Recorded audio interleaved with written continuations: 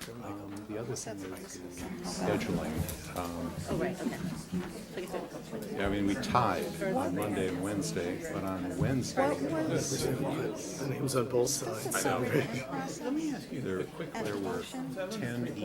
Or not, or modular classrooms that have already Each on been Monday taught the someplace at Lawrence. That's And the those question I stay. asked. As of- There's something in here.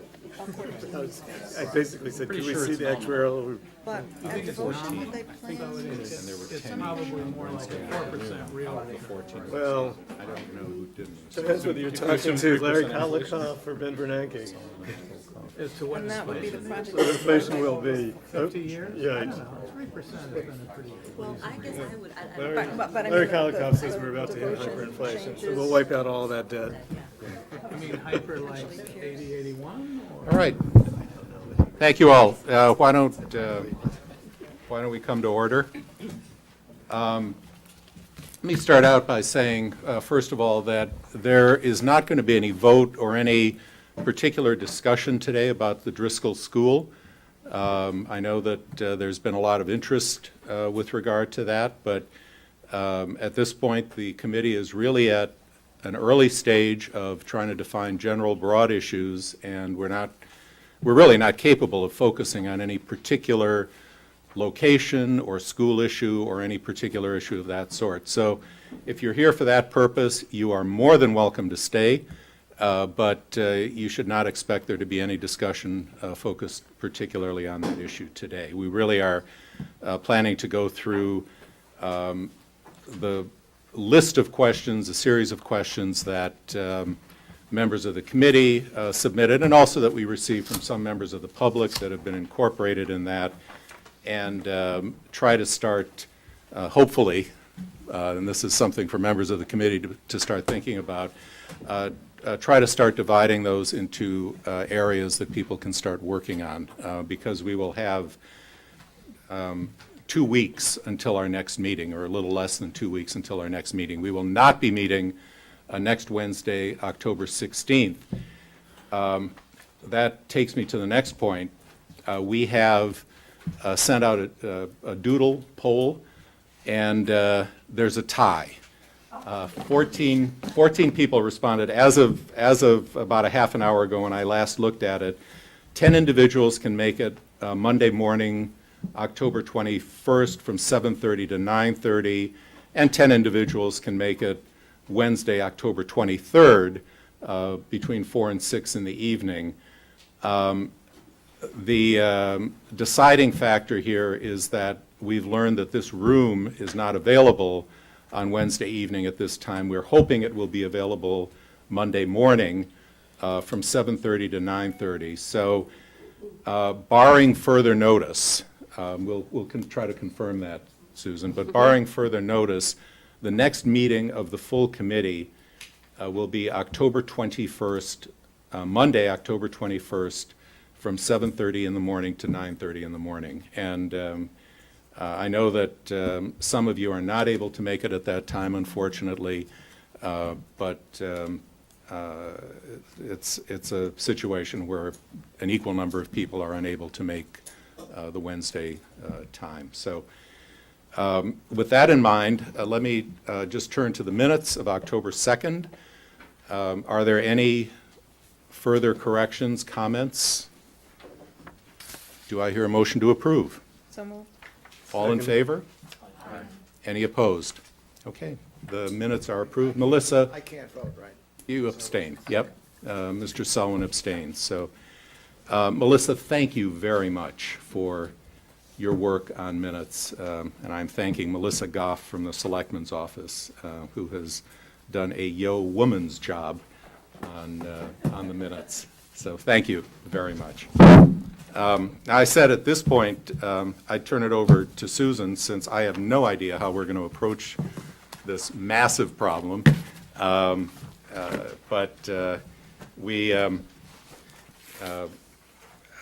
have a series of questions. I don't know, I thought we might sort of kind of talk through them and ask people to start thinking about what categories we might break things into. I know that we've had some thoughts about that. So. Yeah.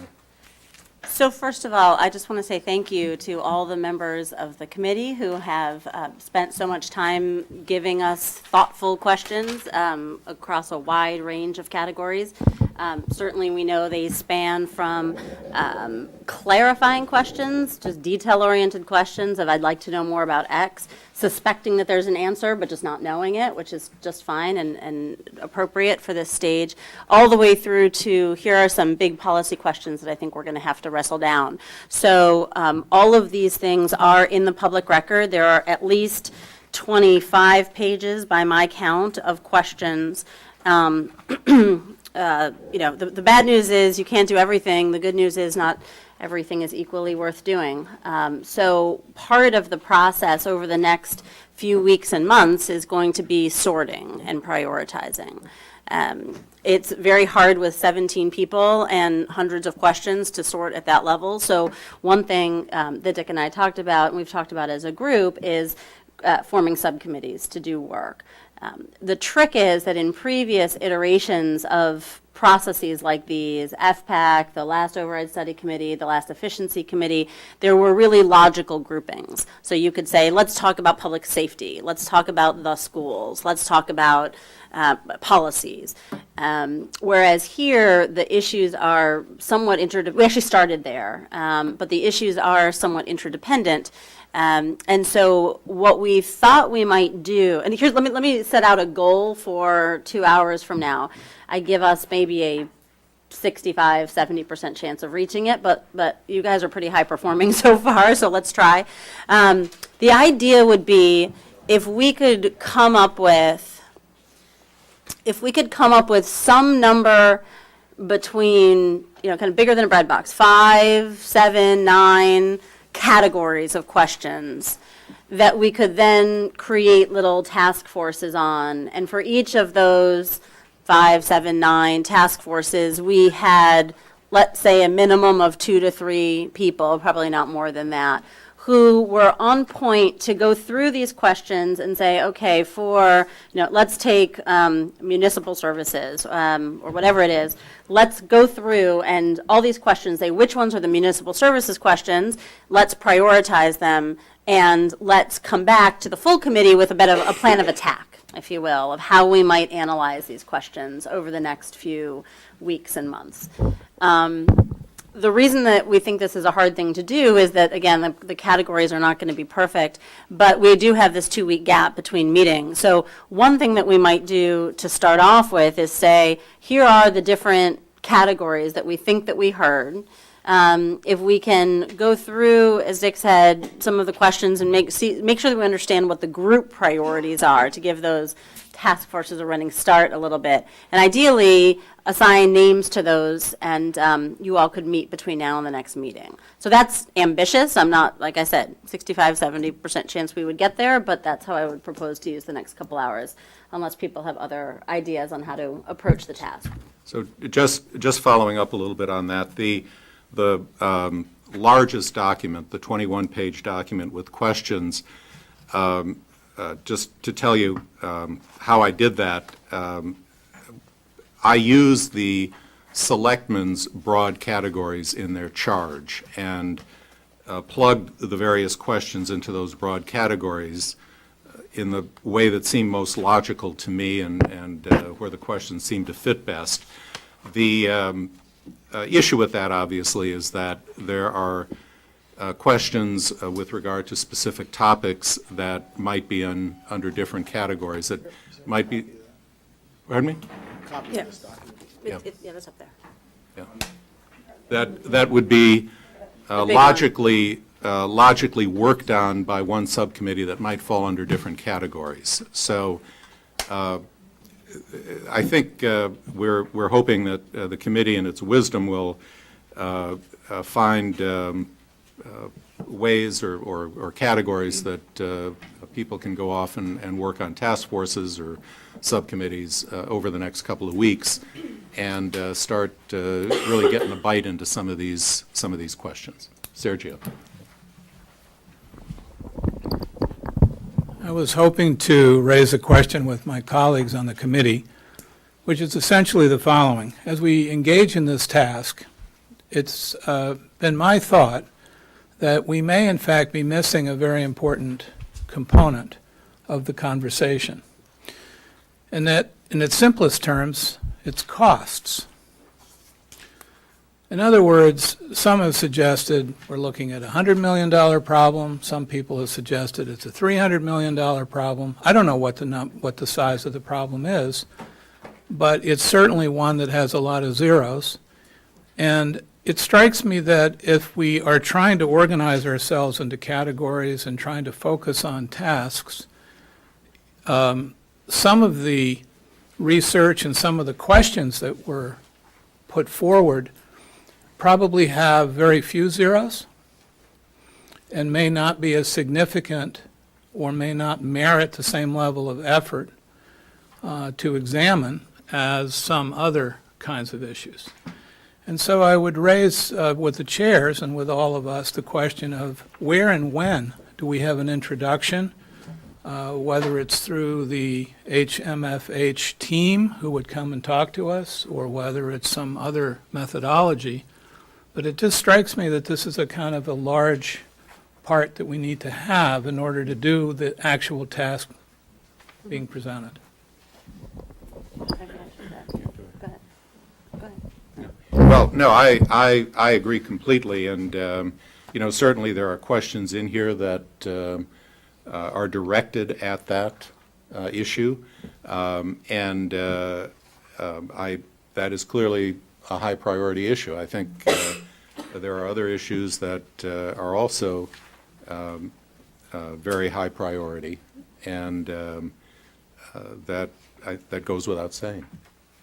I agree with that, and I would only add to it that it seems to us that in each of the little task forces, they will get a basket of questions that they would be faced with. And one would hope that as they come back and said, here are the higher priority questions and here are the lower priority questions, that there would be some element of cost in that judgment. Because if it was a very so there's sort of a, is it easy to do or is it hard to do? If it's easy to do, it might be worth doing. And if it's a big ticket item, easy or hard, it's probably worth analyzing. So I think part of the charge to the little task forces as they do their work over the next couple of weeks would be to say, let's at least get a rough sense of, put some cost numbers on this, even if they're just ranges or even if they're just questions, because we don't know enough about the cost. So for example, many of the things in here are just concepts. There's no plan. They're just concepts. We don't have cost associated with them yet.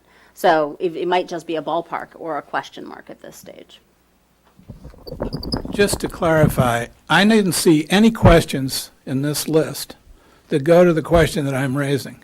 I'm not asking about costs as they relate to suggestions or ideas. I'm saying a plan was put forth by the school committee. That's the official policy of the town. But there were no costs associated with that I could find or see. That's what I'm asking about. Okay. Any other thoughts about how we categorize this work? Here, I think you need a microphone. Let's spread these out. Okay.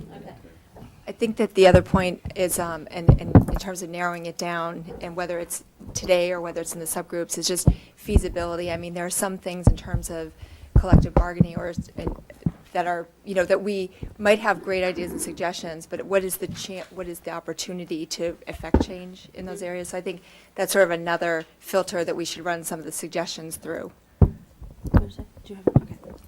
Yep, sort of ease and timing of implementation. Okay. Any other thoughts? I mean, one thing that we could do, and I have to say that on my way in, I had the good fortune of running it literally I was terrified of the elevator, so I took the stairs, and I had the good fortune of running into both Sean and Peter, and I put them both on the spot and said, okay, quick, 5 to 7 categories, what would you do? Because it's kind of cheating a little bit, but I figured off the top of their head they might have some. So if I were to combine those lists, this was about 10 minutes ago, if I were to combine those lists, let me just read off to you some of the staff's thoughts on where we might start, which again, not 100% there, but straw man, and we can play with it a little bit. One, and they more or less broke out, one set of things was around municipal services, sort of that's a very broad category, but it was around municipal services. Another set of questions was around capital, broadly speaking. Another set of questions was around what we were calling kind of the core school budget, the basic structure of the budget, and the administration. There were a few things that were pulled out on the school side. One was special education, because that was a very intertwined question, which, by the way, is very hard to pull out of the one I just said, school budgets, but let's pretend we could look at it as a full entity and think about it. Another one was that there was some interest in was non-mandated services and programs. And then another thing on the school side was the enrollment projections. And then there was a set of things overarching that had to do with various policies, things like everything from free cash to all kinds of policies. And then the last piece was revenue, which was tax revenue, other types of revenues, fees, that sort of thing. So let me stop there. This is not a perfect list. Add to it, modify it, point out problems, and we can go from there. Lee? One thing that I think is also missing is any sort of assessment or method of gaining some assessment of the political feasibility of varying levels of an override. I'm not sure quite how to do that, but if we come up with a number that doesn't stand a snowball's chance of being adopted by the voters, then we're doing a lot of wheel spinning and not accomplishing very much. And it seems to me that we need to get some intelligence on what has the potential to be acceptable. It's a great question. And I don't see that here. So I guess I would put that in with the idea, others should weigh in. I might put that in with the idea of how are we going to prioritize our opportunities?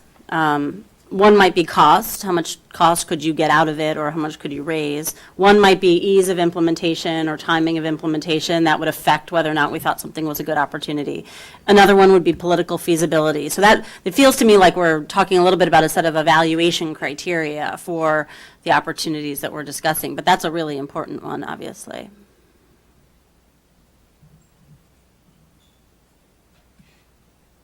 I think, if I understand correctly, Lee, you're talking about the sort of the big number, rather than for each individual thing that we might recommend.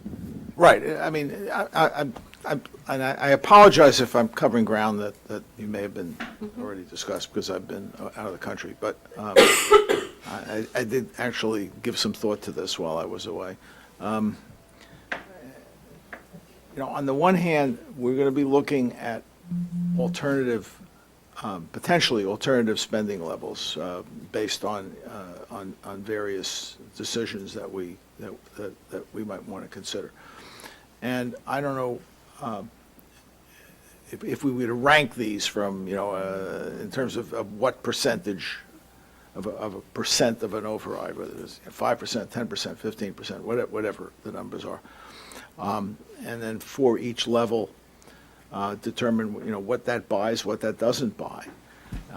Somehow or other, in making a recommendation, we need to consider what's going to sell. I mean, if we get too far out in front of the electorate, we're not going to get anything. And if we need to get an understanding of what the voter body will accept, and what their views will be on the various trade-offs, and at what level of compromise between the amount of the total dollar amount of the override and whatever that will buy. seems to me has to be, has to be included in the deliberations. And I'm not quite sure how we would gather this intelligence. I mean, for example, political polling is one way to do it, but there may be other ways. I think it's a fair point, and it actually, I think, does tie back to Sergio's point about what is the magnitude of what we're talking about. One of the items on the list is refining the capital costs for the B-Space recommendations and looking at a realistic timeline for those. Sean and I have had some discussion about putting some numbers around the various recommendations with regard to various schools, and that certainly can be done. I mean, that will kind of define the ball field in which we're playing here, at least at the outside. And frankly, also, Sergio, you take the recommendations of B-Space or the recommendations of the school committee. There are some other items that I know have been mentioned in this committee, including technology and some additional administrative costs that have been referred to. So that certainly is an area that, I think that we can at least initially do our best service with regard to these two, what I see related issues by starting to identify what those potential costs could be. And I think that's really, Sergio, what you were alluding to. And I think that is part of the mission of this committee. Kevin, did you want to say something? I was going to be, I fully support what Lee said. We do not want to put forward a set of recommendations that are dead on arrival. At the same time, we do have an out, and that is we're an advisory to the Board of Selectmen. We won't do any good if we give them 100 different options, but in no case that I'm aware of which there are only two in which I was involved, did the recommendation from the equivalent committee end up being exactly what the selectmen chose to go forward with. In one case, I think they were given multiple options and chose one of them with some modification. In the other case, the recommendation from the committee was cut back because the majority of the Board of Selectmen thought what had been recommended was not going to fly politically. So I think we do have the advantage that we are not the ones who are going to decide what goes on the ballot. Sure, pass the buck. Absolutely. Yes, there's a wide range of things that this body doesn't have any decision-making power. So, Janet, we'll just go around. Janet, Carol, Jim. I think the other side of cost, though, is the cost of if we can't do it, what does that mean as children keep coming into the school district that need an education, that we somehow have to figure out whether if we can't pass some sort of debt exclusion to fund facilities, what does it mean? And that has to be a part of what we do as well. And it can be tucked in one of these ways, but to me, it'd be the other side of cost. Absolutely, and that's definitely part of our mandate. It's a great point.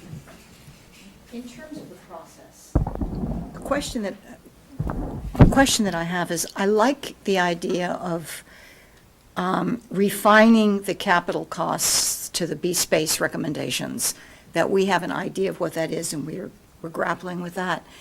The subcommittees or the task forces, Susan, that you mentioned, I think makes sense. That, what I'm having difficulty with is understanding how, so if, let's say we had a subcommittee on core school budget, I think that the purpose of that would be for a small group of us to feel comfortable that we understand and can reflect on that capital cost. I mean, I'm just trying to kind of figure out how the big picture fits with the small task forces and how it could all result in a discussion of here's where we want to go, or here's where we might want to go, and then get to the politics and then get to the to the other issues Yeah.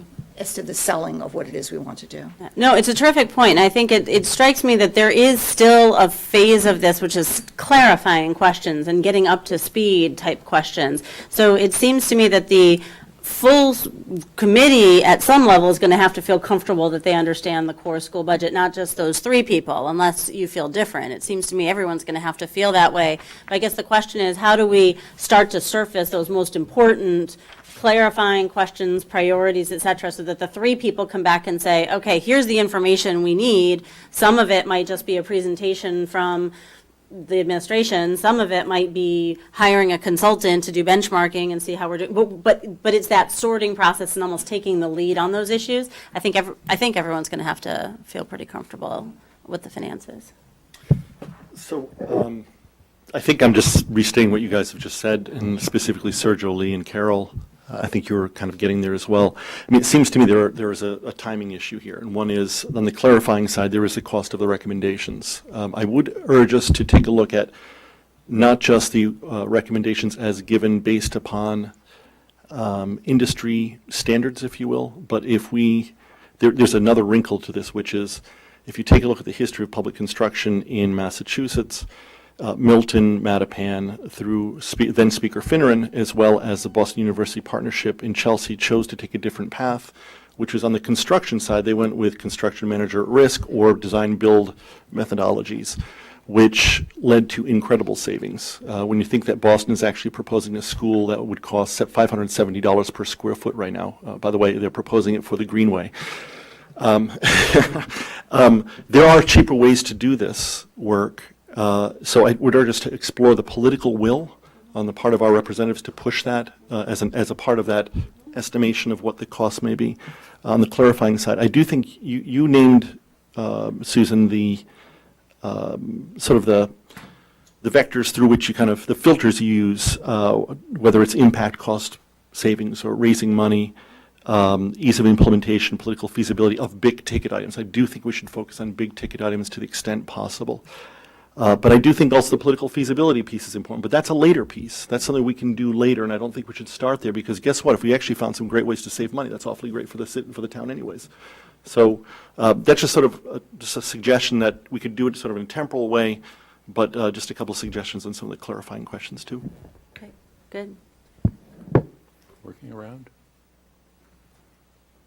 So let me ask a question on the concept of finding 7, 8 categories, assigning ourselves to those categories, looking at the questions, and coming back to the group with a plan of attack for those categories. Are we generally don't like, have a different approach?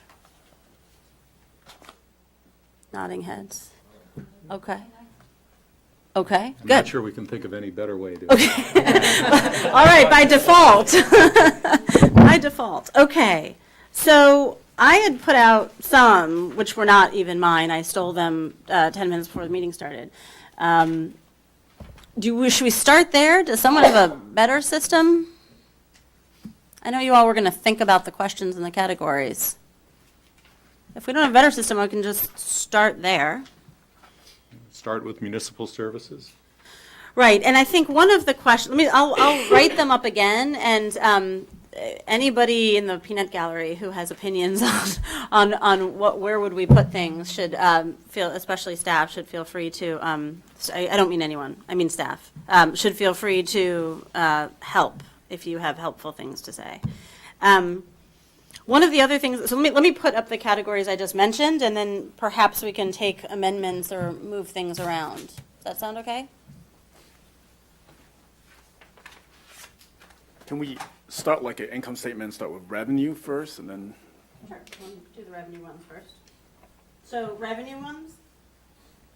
So taxes, and there was one around taxes and revenues, right?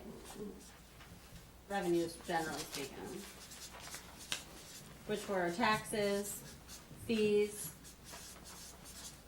Were there other things that went into revenues? There actually were a series of questions, which I think probably go to the political issue, but also go to the revenue or tax side issue.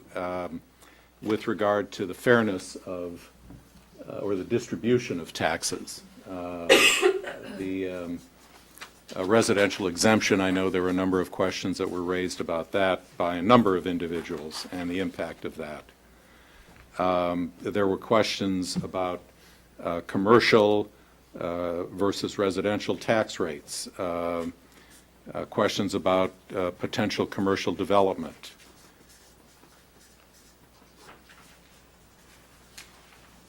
I don't know if we're planning to have a separate subgroup, but population growth predictions would impact revenue. I mean, Right. The And I demographics. think that is within the school population or generally, Alberto? both. Okay. So demographics. I'm not sure, let's try to keep, it's a good question, it will, and there'll be, I think, lots of sloppiness among these, but, let's keep demographics as a separate one, if that's okay? We can, because there'll be a lot about that in terms of enrollment. Anything else on revenues that struck people? State funding? So you're thinking more projections, or? Right, what we anticipate will, if there's uncertainty around it, projections, if there's anything that we're missing in that bucket that we could be tapping. Also, there may be trade-offs. In other words, a particular strategy may generate more or less state funding. Oh, good, okay, so, or, implications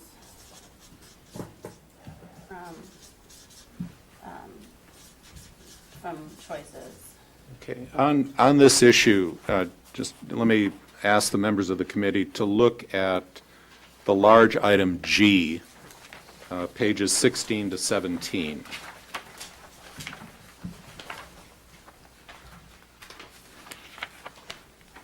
Which were a series of questions about non-override revenue sources.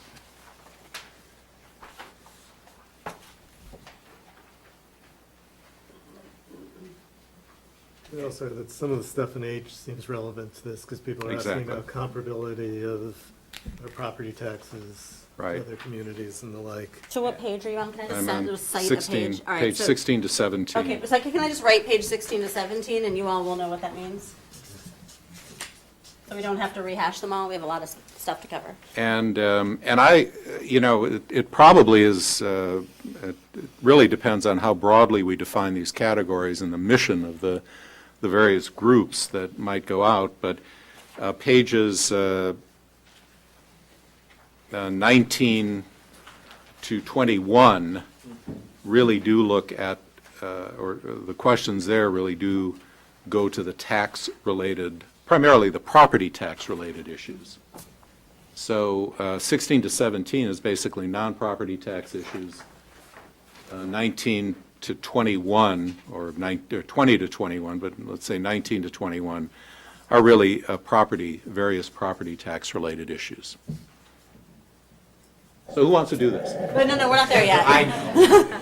You get to see all your choices first, and then I'll jump. I'd just like to suggest that what we've talked about here are generally zero-sum ideas. That is to say, there's a certain amount of wealth out there, and let's tax it in one way or another. And if I could humbly suggest that we think about a less zero-sum sort of way of thinking about this, which is, so what can we grow? What can we grow in town that'll actually generate revenues? And that could be what we do differently on the commercial side in terms of zoning and otherwise to make sure that we do have non-property tax revenues that are residential. There are things like taxi medallions that are extremely expensive. One could think about an issue like that. One could also think about the town already has a golf course and other assets. And if you benchmark Brookline compared to other towns, we spend a lot of money on facilities. And comparably, I'm not saying we're spending too much or too little on education, that's not my point. But on a basic comparison basis with surrounding communities that we would probably benchmark ourselves as, we spend less as a percentage of our taxes on schools. So I think thinking about should we sell that? Should we privatize that? Is that really a core service, or is education more important? I would urge us to think that it might be. I know that would be controversial for the golfers, but, Sorry, sell or privatize the golf course? yeah, We putting you on this committee? yeah, absolutely. No, but I'm just saying, look, I think we have to think outside of the box a little bit here. Okay. To say. No, yeah, we're putting up ideas now. And let me just say, we might find some substantial difficulty with some of these ideas. The golf course, I think about 10 years ago, was declared a park by town meeting, and it's governed by Article 97. Got it. Take that one off the table. I'm sure Well, there are and- other well, just- Article 97 things we're talking about. Can I just open invitation to any staff? Peter's going to come in a minute, but Sean, did you want to say something, and then Lee? Just two things that might either cloud or clarify that. Can we get you a You wanna- microphone? Anne, would you be willing to sacrifice your microphone? Or we could, Sean, you could pull up a chair. Or pull up a chair? Why don't you do that? It's all right. Just on the comparison thing, I've spent a fair amount of time over the years looking at DOI data. I'm very familiar with the folks who put that data together, and there should be a great amount of caution put out there with using that data, because each community clarifies, quantifies things differently within what's called the Schedule A. Right. So I bet you those communities that we look behind in educational spending, if it was done on an apples-to-apples comparison, we wouldn't be so far behind. So there's a fair amount of danger in that data. Yeah, so can we just stipulate that any federally, state available comparable data, people add things different ways, and part of the job of this committee is to do exactly what Sean's talking about and try to understand, either on the town side or on the school side, whether something is actually comparable or not. And then So just the let's second stipulate thing- that that's an important question to ask. And secondly, just on the golf course, it is 100% cost recovery, meaning there's not one dime of taxpayer money that goes into it. Covers OPEBs, benefits, debt service, everything. So just in terms of, you were talking earlier about ranking priority, that I think might fall Yeah, lower. we're not- than that. Let me just say that being said, but for the substantial issue of the fact that it's parkland and the implications of that, you could say, look, even though the golf course is self-supporting, here's an opportunity for the development of a huge office park. There is this land that could be used for that, but that would So this is going to, one second. This is actually going to be a pretty frequent occurrence, I think, which is that I think we're going to be inclined to get into the specifics of each of these ideas. I have lots of thoughts on the golf course, and I don't want to talk about them now, and I don't want anyone else to either, if that's okay. But yes, stipulated that, number one, we have to take comparable data with a grain of salt. We have to understand what's behind it on both the town and school side. And number two, we have to look at the implications, like parkland or whether it's self-sustaining, et cetera, when evaluating these options, if that's fair. Lee was waiting, if that's okay, and then. This is, I'm going to use some examples, not just for the point, the person making the point, not to be specific. I'm just concerned that we've got a very long laundry list of things here, and some of these items on this list, in this revenue list, two are fairly obvious, will require town meeting approval. Yep. As a standalone.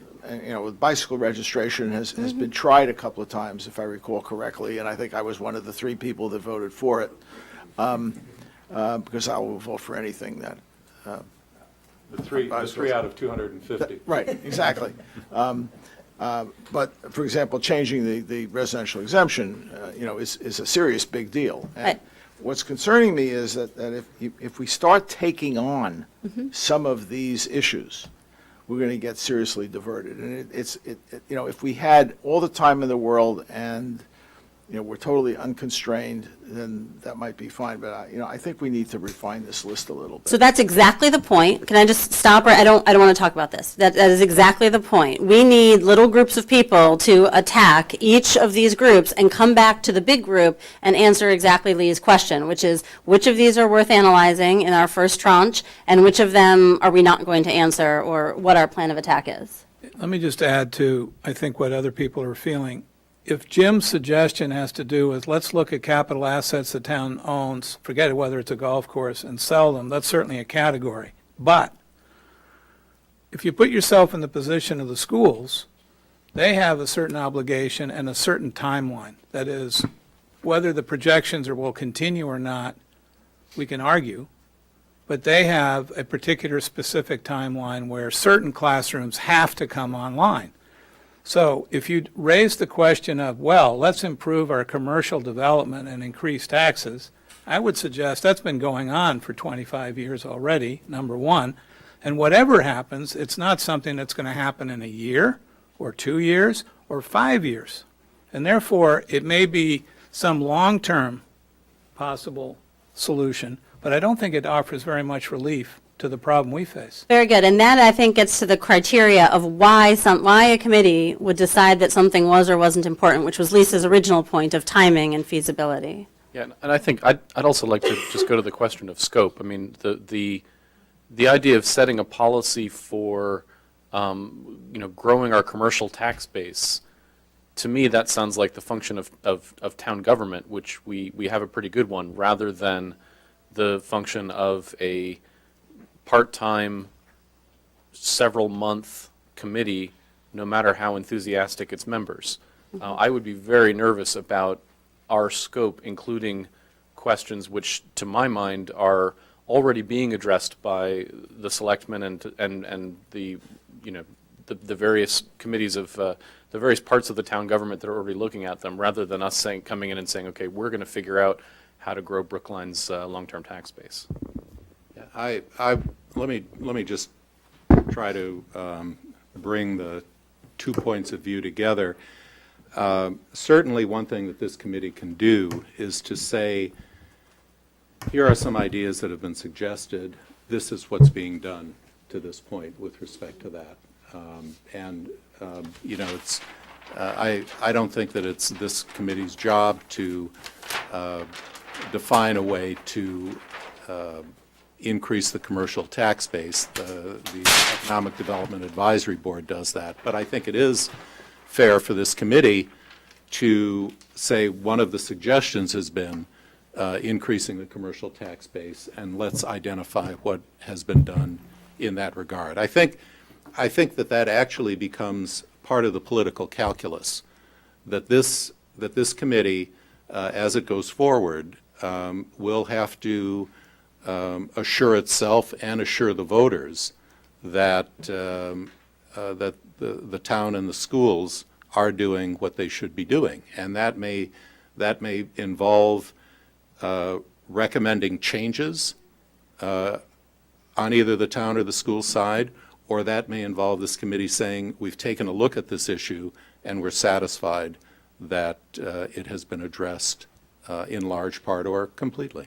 So I wouldn't put the idea of growth of the commercial tax base or growth of the tax base generally completely off the table, because I do think it's certainly it came up in a number of individuals' comments. That means that it's out there. Okay. Tim. One thing I just want to, channeling other thoughts I've heard, but as I sit here, I feel this, which is we're talking a lot about the parts without having a sense for what the whole looks like. And I think folks are going to struggle as they sit. I understand. I think this makes perfect sense to break this down this way, but I would just sort of say I think on a parallel track, there needs to be some effort to kind of give the group a sense for what is it we're chasing here, because when you're looking at any individual thing, it has a lot more context when you have a sense for what it is. What's the nut we're trying to crack here? So and without that, I think it makes it much harder to try to think about any individual thing because it has no real context. So I would just encourage us to parallel track this, because I think we need to, but I think having a sense for here's how this, one thing that's not on the list is sort of, and this struck me from the last discussion, there's sort of this recurring plan, sort of structural deficit that the town's finances, absent enrollment, kind of seem to contain. And I didn't know what to do with that, but that's not part of this. And so I would say one thing we may want to consider is kind of a group to look at sort of what does the town's forecast look like, that then gives people context when you add in issues around school growth. They get a sense for, okay, here's what that looks like, here's when it rolls out, so that if there's real cost pressures in 5 years, then maybe a commercial development goal 5 years out comports to it. But I sort of having no sense for what the plan or the numbers look like, it's really sort of hard to fit these pieces together. Yeah.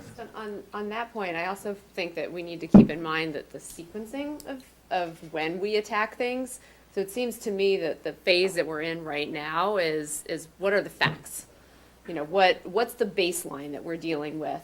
What are the opportunities that we should be diving in more deeply? And somewhere down the line is taking that baseline and blowing it out into a few long-term scenarios and seeing what that looks like. But it doesn't feel like we're in any position right now to do any projections or look at scenarios, because we need to get an understanding of what the baseline facts are. So, yeah, just as we're talking, it seems like we need to keep in mind that the sequencing of when we actually explore things, not if we're going to explore it, but is it now, is it later?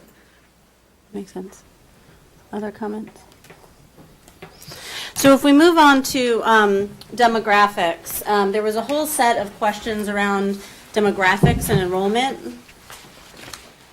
town demographics, and then school enrollment. Any other things under there? And those are two big categories and important, but. So these questions, as a starting point, appear on pages 1 to 3.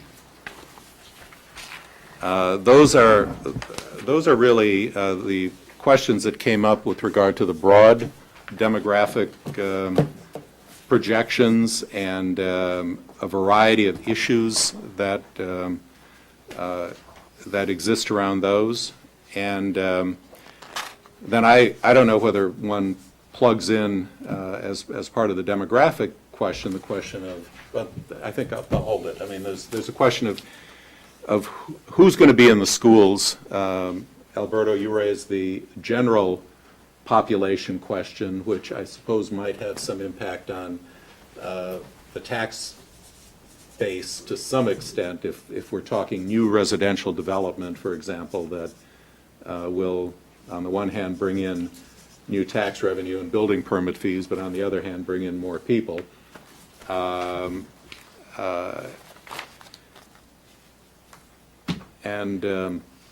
Then there are some, I think this starts to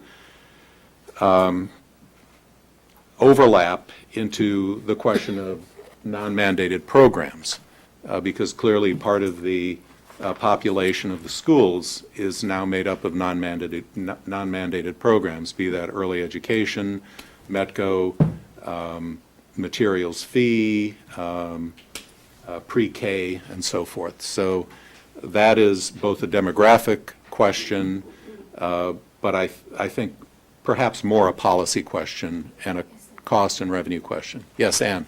Put your microphone on. Yeah, is that a demographic question here? Turn your microphone on, please. How do I do that? You push the button. There's the button. It's covered. Is that it? There we are, screen. It seems to me we spent a long time at the last meeting sort of pushing some of the buttons of the school committee, and there doesn't seem to be any appetite at the school committee level. If we got rid of METCO and grandfathered in the materials program, you would lose a couple of hundred kids in a few years. But there doesn't seem to be any appetite. I'm not making a statement one way or the other about those programs, but there doesn't seem to be any appetite to change those policies. So it seems that that's not something that we want to spend a long time here dealing with. Well, as a practical matter, part of our charge is to determine the cost of those programs. And As may differ from the numbers that we saw from the school committee yeah, last and week in it may terms be- of what it may they be that. did. Yeah. So there are people who want to understand the numbers. But I think, I think that the term demographic issues probably, as it's being used here, refers generally to what confidence can we have in the projections. Are there other issues that we can look at? Our demographics, and if you look at the questions on 1 to 3, are demographics being driven, for example, by expansions in the medical area, expansions in educational institutions around here. Certainly, there's some indication of that from the Brookline Changing Households document that was recently put out. The validity of that, I think, has to be evaluated. I know there have been questions asked about the methodology used by some of the consultants. There were 5 different methodologies to project populations, and they were something of a black box. And would the committee consider the question of the housing stock be a part of the demographic question? That is, the nature and character of what we have or what's coming, or is that not part of it? I mean, I think it does play into the demographic question in the sense of supply-demand. Let's put it down for now, and they can decide. Anything else on demographics? So why don't we move on to municipal services? There were a number of subcategories here. There's a set around public safety. A lot of questions there. What page are you on? Police, fire. I don't have the document in front of me. There was the rec department.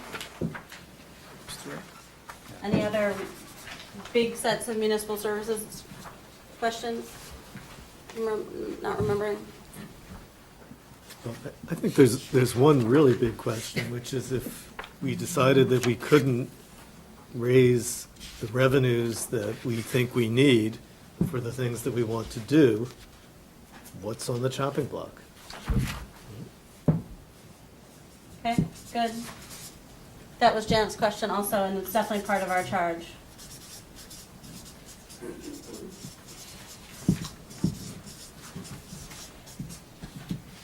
There was a structural deficit question about this a second ago.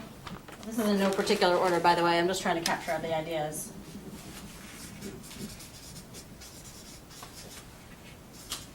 And is there a structural deficit? What else on the town services side?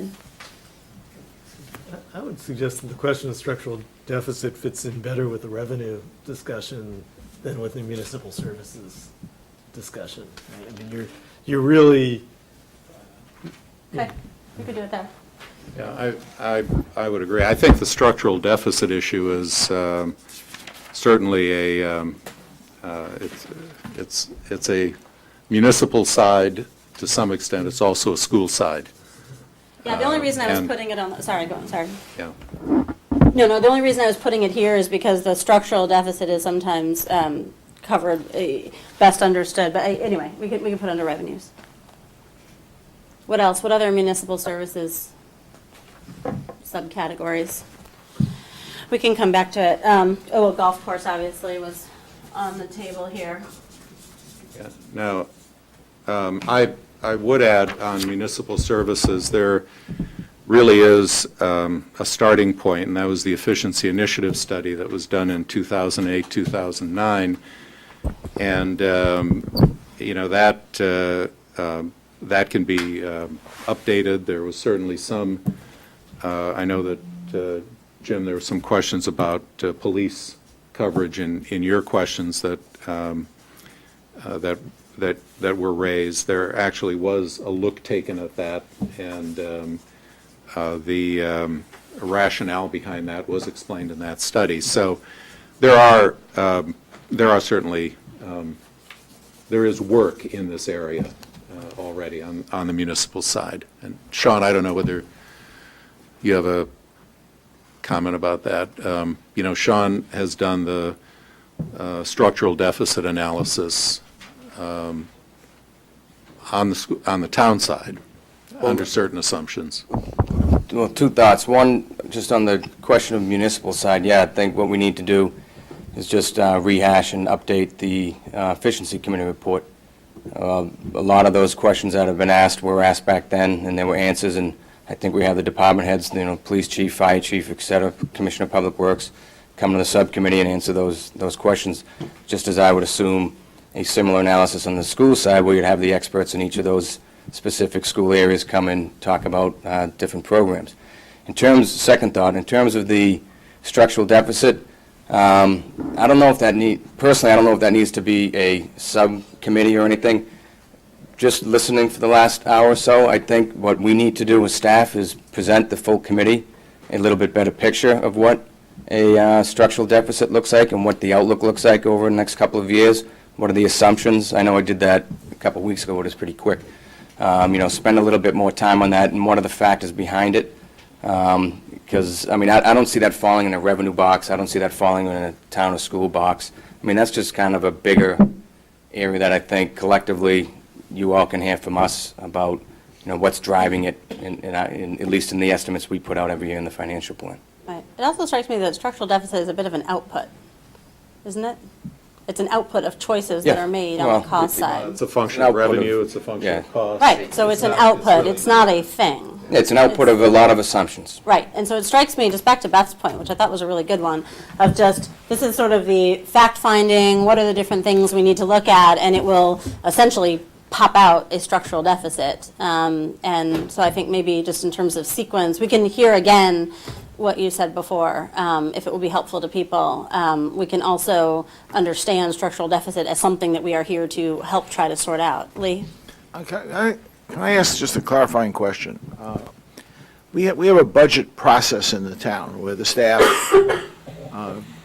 Sean and his folks, present to the advisory committee, usually sometime in the winter, a budget proposal, and we spend weeks and weeks and weeks going through it and vetting it and making certain recommendations. Eventually it gets to town meeting.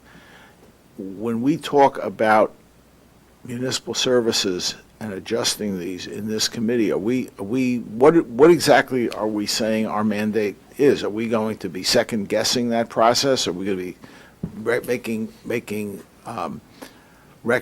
potentially making recommendations that would supersede the normal budgeting process? Is everything on the table? What is our scope? That's a great question. I think that the charge of the selectmen was to identify costs and potential efficiencies on both the school side and the town side. If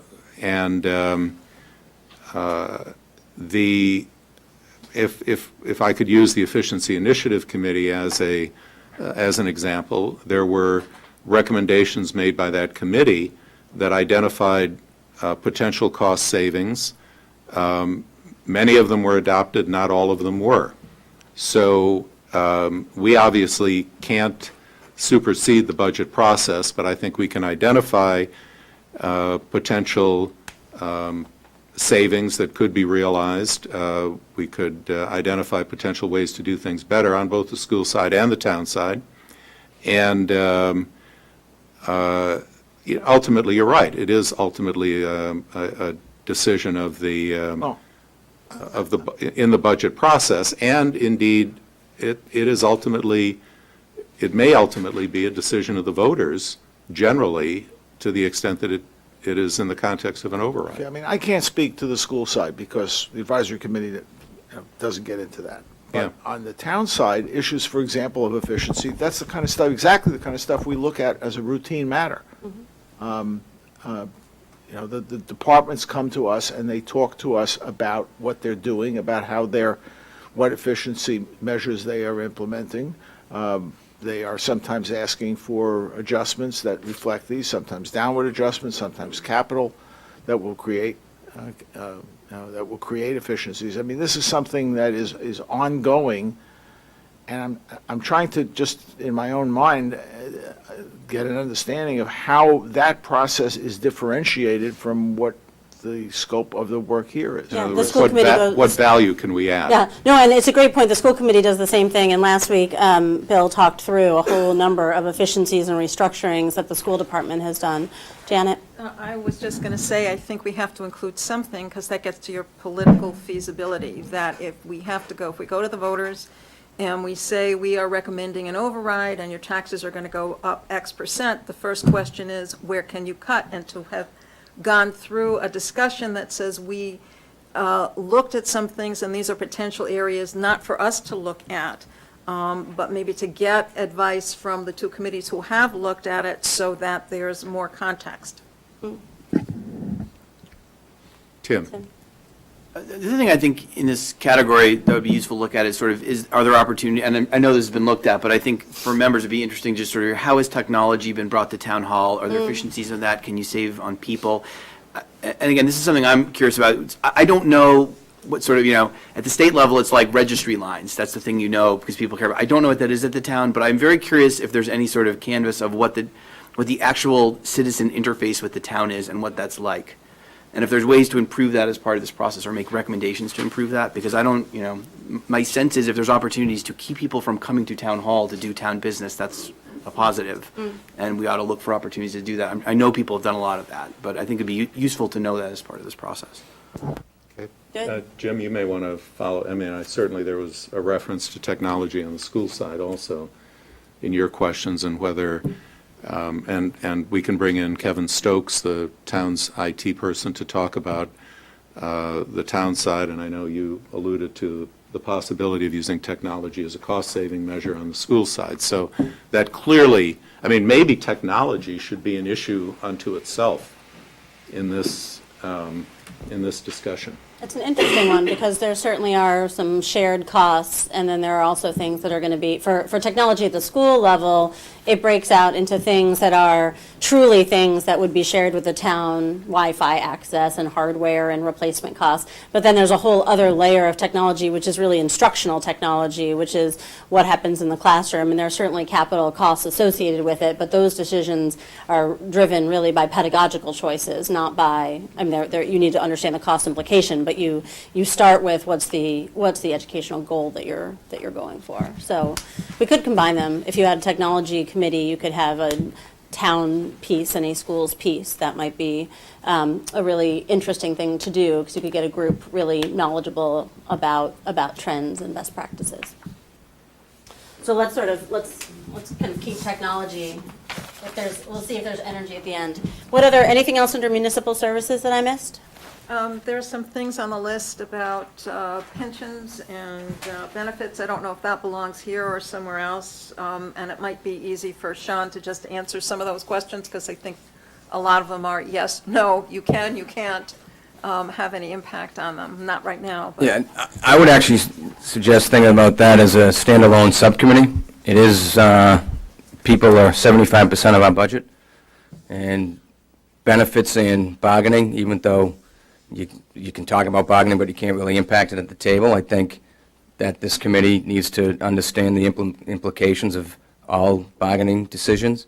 So maybe another subcommittee of bargaining and benefits, because it is a $50 million benefit budget, and people are, what's the salaries, 120 million? So we can play with that a little bit. Okay.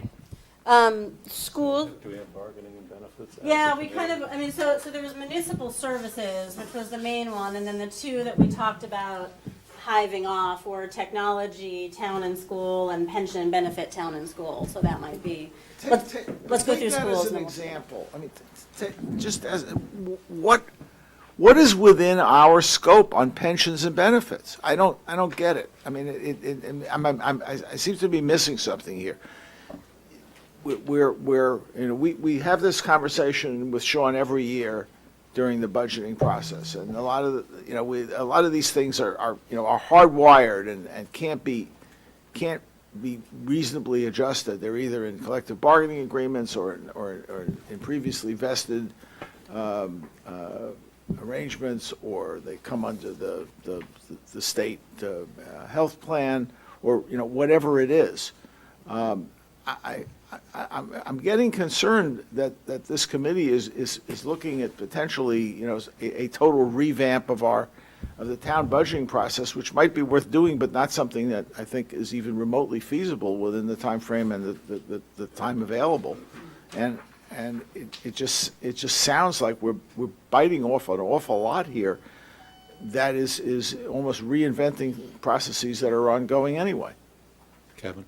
I want to back up Lee on this. I sort of cringed at the idea of adding collective bargaining. I mean, we can be, the fourth committee to recommend getting rid of four-man minimum manning in the fire department, and I don't think that's going to happen just because we're the fourth committee to recommend it. So, I can see on pensions and retiree health insurance, we might, some of that might be discussed under the administrative and financial policies. There might be, I know people have raised questions about what's the right rate of return and things like that. I can see revisiting that within this committee, but bargaining seems, way out of anything that we're likely to do, except perhaps to say, if you could bargain this thing, that would be great because it would help us address another problem. But I don't think we want to do bargaining ourselves. The one issue, Kevin, that I see the bargaining, and maybe it fits more comfortably under another category, but I do think that it is within our charge to benchmark against other communities. And if, for example, there are benefits or contractual provisions that are significantly different from other communities that are contributing to the structural deficit that we're looking at, I think it probably is within the charge to identify those. And we can't, obviously, we can't Right. No. impose them. I accept that correction. I think that's reasonable, but I don't know how much further we can Well, or should let go. me add another thought. My interest in the collective bargaining question is more around whether there is an opportunity for the town to consider alternative calendars and schedules by which we deliver our services to the children. And some of those may be tied up to collective bargaining agreements. We heard the superintendent talk about the fact that school has to start on a certain day and end on another day, just as one example. That would preclude some alternative solution. So I'm not sure that we're so much thinking about, for me, I'm not thinking about entering the collective bargaining arena, but it's more about trying to understand what those limitations are and how they shape the outcomes that we may or may not have available. Sean, did you want to say something? I just wanted to, for historical perspective, the 2008 override played a huge role in the town getting into the GIC. It was front and center. It said, basically, they looked at our long-range projections, and they, it was good, it was bad, and, they gave their opinion of it. But the bottom line was sustainability, and how you saw our pie charts that showed where the money goes. So in order to sustain yourself and maintain these level of services, you got to do something. And at that point in time, it was getting into the GIC. So the reason why I brought it up, and I admitted when I gave my presentation, I hopped on it again and again and again, is because I think if this committee's charged with looking at sustainability as part of your overall view, then I think you need to opine on some of the options. I'm not saying you sit at the table and bargain it, but, we went to 83-17. Benchmark against for a premium split for health insurance. Is that still where we should be? So I think if there's a review, pensions is different. Pensions, it's all under state law. There's virtually nothing we can do to change it. But something like health insurance, which impacts active employees and retired employees, is a big nut. And again, you guys aren't going to sit at the table and negotiate it, but I think you as an independent body can say, geez, you guys seem way out of line here, here, and here. That's something you should focus on. I think that would bring a lot of credibility. And yes, to Lee's point, it does funnel right back into our budget process because, believe me, Melissa, myself, and Mel are trying to figure out how we put together a financial plan by February 15th when this committee doesn't do their work until March 1st.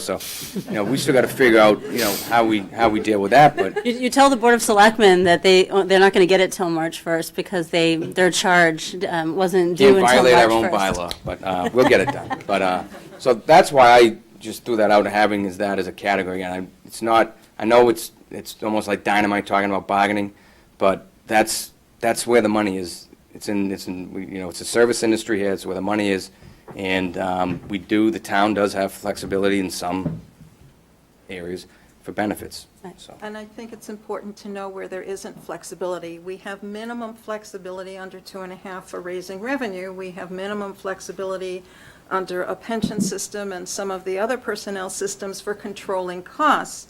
So that's where you get to requiring, that's why you start to have structural deficits and get to, we need to do something, and the only out we have is an override. So there are many ways of looking, and I think we need to understand and look at all of it before we say, well, the only choice to keep the costs within the nut that we can afford is to start eliminating program. Because programs don't come back. And so you really need to have it crystal clear what the alternatives are and how much freedom you have, and there's not a ton of wiggle room. Good. Anything else on municipal services? Yeah, Kevin. I think the issue here, I fully agree with both of those statements, right? What I would hope is that the committees would be doing some benchmarking. They'd be looking to see whether our expenses seem high in certain categories. So, and also recognize and making suggestions, like the one Sergio was talking about, that some of them have collective bargaining implications. I would just suggest that that's best done not in a separate subcommittee, because the collective bargaining subcommittee won't know that you're thinking about changing the school year as a way of using the buildings more efficiently. But if your committee is suggesting changing the school year, you need to be aware of whether or not that has collective bargaining implications, and benchmark, are other communities in Massachusetts doing that? If they are, does that have cost implications for the negotiations and things like that? So I think all the reasons we want to know about collective bargaining are correct. I just don't want to see a collective bargaining committee, because I think that's the wrong way to address the problems. Okay. So we'll come back to that question when we sort at the end. So there was a set of questions around the schools. There were a number of things, and this is not going to be right, but something around, in the core, what are we currently doing, and what are the gaps in what we're currently doing, like what's needed, and we might pull out, technology is a good one, but we might pull it out, but things like that. So kind of what are we currently doing, and then what are new things that we need to be doing. And then there was a set of questions around non-mandated programs, and then there was a whole specific set of questions around special education, and all the costs and revenues and funding flows and staffing that are associated with that. So anyway, it sounded like there was at least our core budget, a few non-mandated programs, and then special education, which again, they're messy and they overlap, but those were the three sets of questions. What do people think?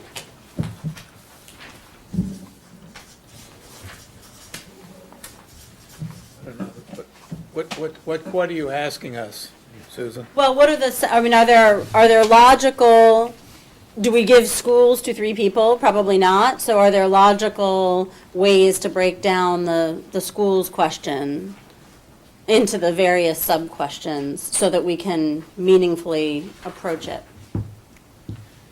I think certainly one issue is the use of capital facilities.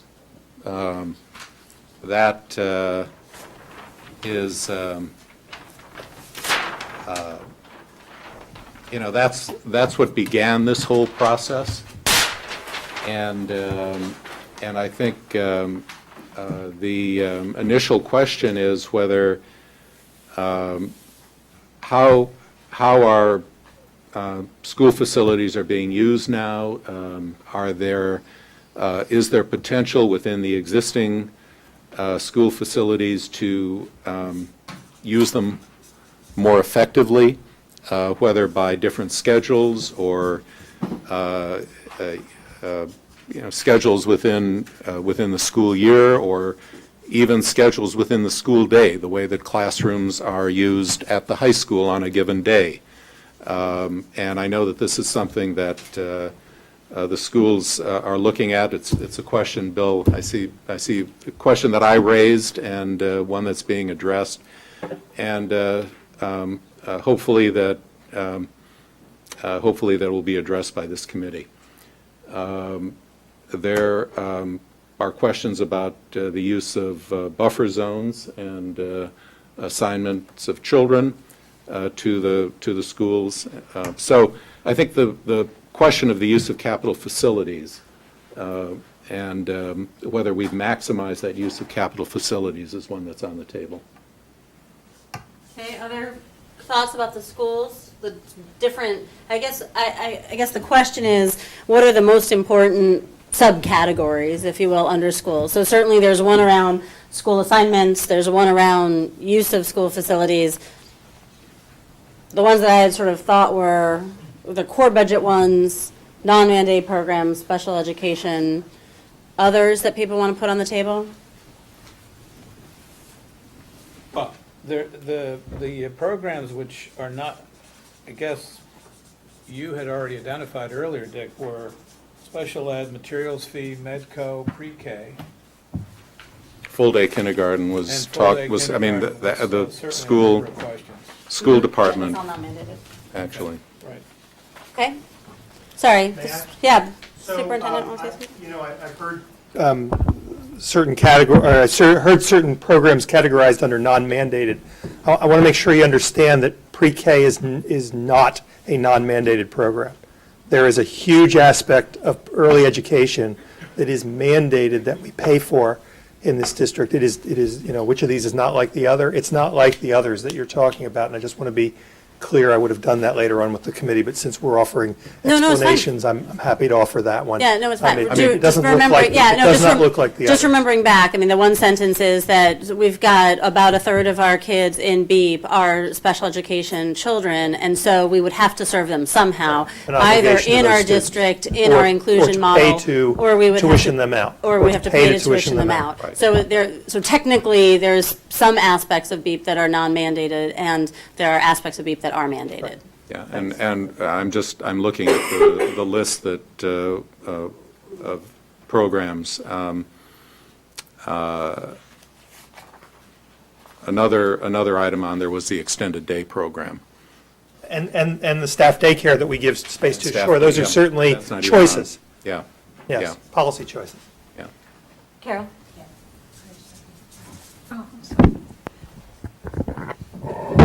Susan, is what you're thinking that one of the task forces would be schools, and under that task force, a few people would work on these various issues? You're not. My personal opinion is that the schools one is going to be too big, we're going to have to break it up, but I guess I wanted to get some subcategories or rational ways to break it up. Because it's connected, obviously. If we're talking about the non-mandated programs and we're also talking about facilities use, there's a connection. So the danger of having too many subgroups, certainly in this area, is that you have people working at cross purposes. Absolutely. So just Redundancy and- caution about that. And you mentioned before, and I can't see if it's on there, maybe somebody else mentioned gaps in terms of schools. You know, what would we like? What are we not doing that we would like to say if only? Yeah. And why? So I'd be interested in having that discussion. Yeah, sort of current and future needs. Yeah. Yeah, so, I guess one question, we have a report that I'm sure you're very familiar with out of B-Space about our various options and recommendations for school building. But presumably, if we're looking at an override recommendation, we need to include some discussion of what the alternatives are and the different costs involved in them. I mean, Bill last week talked a lot about how the choices that we were making played a significant role in driving our costs. And presumably, we need to have some incorporation of the work that the B-Space Committee did into the work that we're doing. So I'd separate, I think it's a good point, I would separate them into two different points. Point one is there are choices that are pedagogical or educational choices that we make about the program that drive costs. We have an inclusion model for special education that drives costs. We have X, Y, or Z, which is a little bit different, I think, from the capital question. Certainly we have capital choices that drive costs. I mean, I think one of the points of confusion that I read as I read through, is Sean still here? Yeah, okay. One of the points of confusion that I read through here, and it was a timing question of when are we going to have certain pieces of information about the capital process in order to figure into our calculations. So I think everybody's uncomfortable saying that the educated guess of HMFH could be anywhere close to an override recommendation. No one would ever say that or believe it because it's a round number. It was a concept study. It was designed to just see, could we even do it? It wasn't even at the level of feasibility and let alone architectural renderings of what would happen where. So I think we're all clear on what just so this group is clear on what HMFH did. It was a concept, it was a ballpark, it was a rough range using industry averages. It was not anything that was clear enough to be making anything, I mean, months away from something that we could use as an input.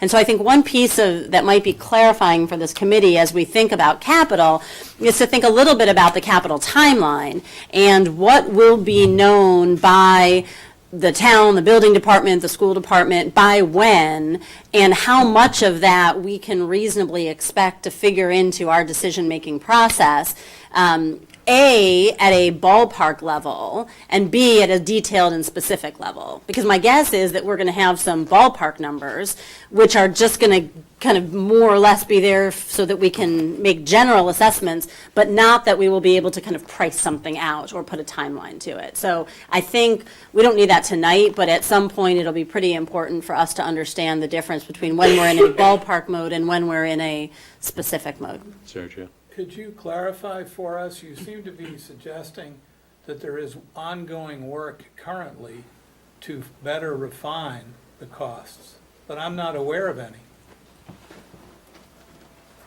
So we have to present the CIP in February. That's the final one. Preliminary CIP the first week of December. So what I do is I manage the process, and we work with all the departments, town and school. And obviously, over the last 5+ years, we've worked extremely closely. I think I work more with Bill and Peter than I do any of the department heads on the town side. So where we're at right now is we have the B-Space report. We've worked closely with the building professionals. We've talked with the building commission Tuesday night. And what you'll see in December is something along the lines of ballpark figures, and the building professionals have beaten this into my head over the years. An architect's going to give you a number. It's not the number until we start getting into some more detail. That's right. So we're going to have a preliminary CIP that talks about funding the first phase of the Driscoll School. We're going to be talking about over the next X number of months, once HMFH comes on board for the devotion project, of getting a better idea of the timeline and the figures for that project. So Driscoll probably seek funding this coming spring, and then a couple years later, I'm sorry. No, Driscoll for the first phase. Yeah. We've already got the first phase of devotion. So we're talking about Driscoll, and then Driscoll construction a couple years later. I said to you, ad nauseum, $54 million is what we've got programmed for devotion. So if you have an example, if you exclude devotion, you've got $54 million for those two other projects. So the phasing that we worked with the building department and then went to the building commission with the other night is that you're going to have those three projects over probably a 5 or 6 year period in terms of funding. And as you get closer, as you get further along in that process and closer to actual schematics, we're going to have better numbers. But what I did, as Dick mentioned earlier, is we took the HMFH figures, very easy to put them in a grid and calculate what the costs are. And as I explained to him, we have $54 million of capacity. That's devotion school or a couple of the other projects. So you're going to know within, 6 or 8 weeks, what we're at least thinking as a first cut of the CIP looks like, and what that means for debt exclusions or not. Could you just clarify, these professionals that you're referring to, who are they?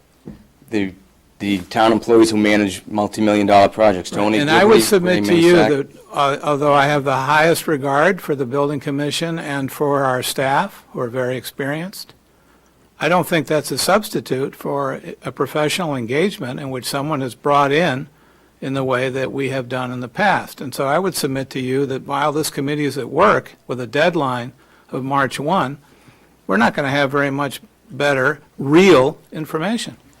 And just as a response to that, we can bring in 12 different architectural firms, and from what I'm being told, we're not going to have more solid numbers in that short of a time frame. So what we need to do, as we do with any capital plan, is put together the estimates that are before us and fit it into that puzzle.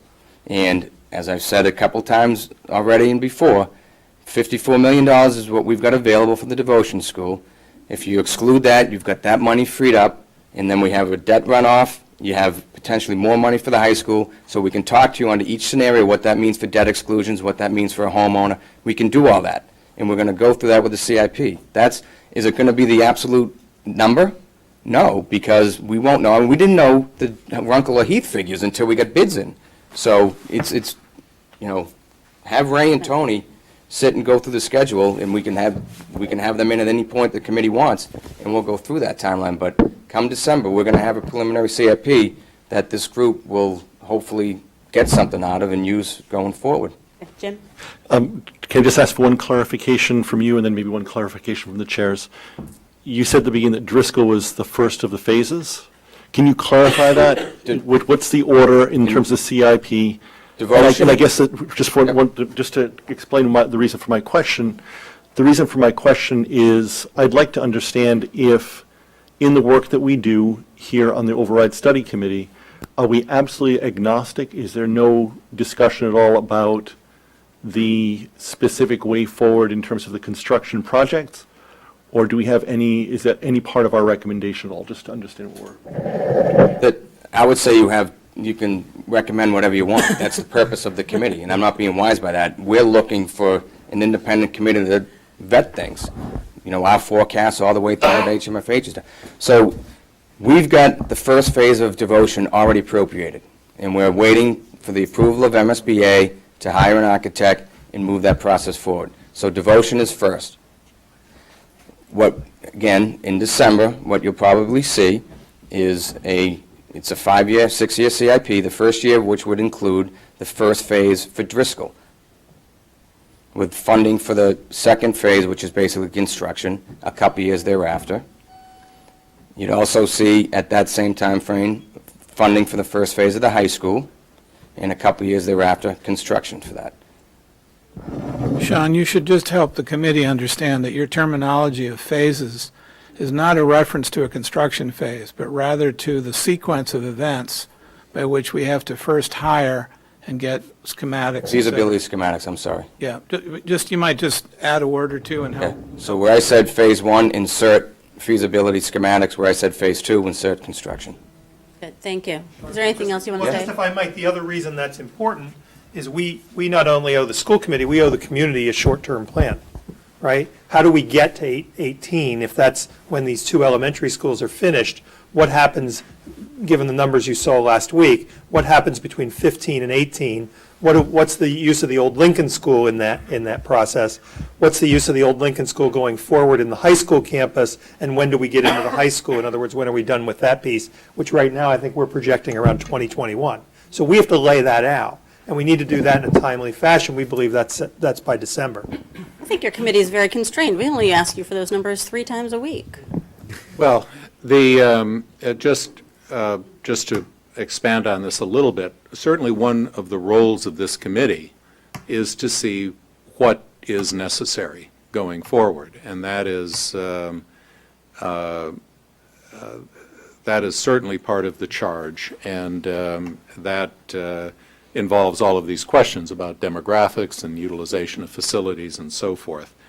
When the selectmen created the charge for the first phase of this committee's work with our deadline of March 1st for that and other work continuing after that, it was certainly our understanding that by March 1st, for the May election, we could not have sufficient information to put an override on the ballot for a major capital project because of the delays that had occurred in the MSBA process with respect to Devotion, which is the first project.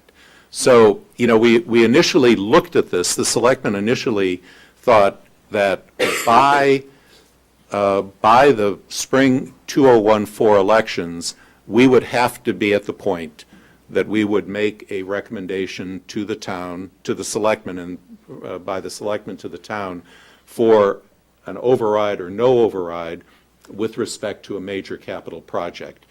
Our understanding was that that simply was not going to happen. That was not possible. And our sole mandated job by March 1st is to look at the budget for 1 year, for the fiscal year July 1, 2014 to June 30th, 2015. And these major capital issues will be something that will, I think, really coalesce after March 1st. Bill, Sean? And if I may, just to clarify one small item, and just to correct me, your work right now is putting together a budget, which town meeting may or may not address and pass, but that would be, the monies become available July 1. So anyone you're going to go hire, right, there are no hires between now and that date. There's no opportunity for any additional professional evaluation. Am I correct in that? For what? When you say budget operator? Come to the microphone, please. come to the mic. No, I was thinking now of capital expenditures related to No, Dick's fiscal right. There's plan. no way between now and spring Exactly. that that the architect will have basically get through schematics to go to the voters. It's impossible. So we're talking about maybe fall of 14 or spring of 15. Right. In fact, on July 1, you can begin the process of seeking RFPs and whatever else is necessary to bring somebody on board.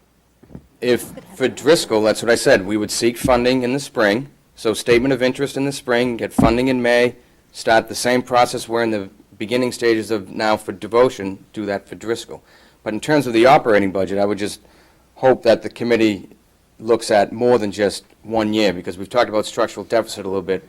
I would hope that we look at it over a couple of Yeah, years. just to underscore that, Sean, that is of utmost importance. This is not a one-year program. Right. It is No, we're- a multi-year problem that we have to understand. Yeah, no, we're absolutely in agreement on that.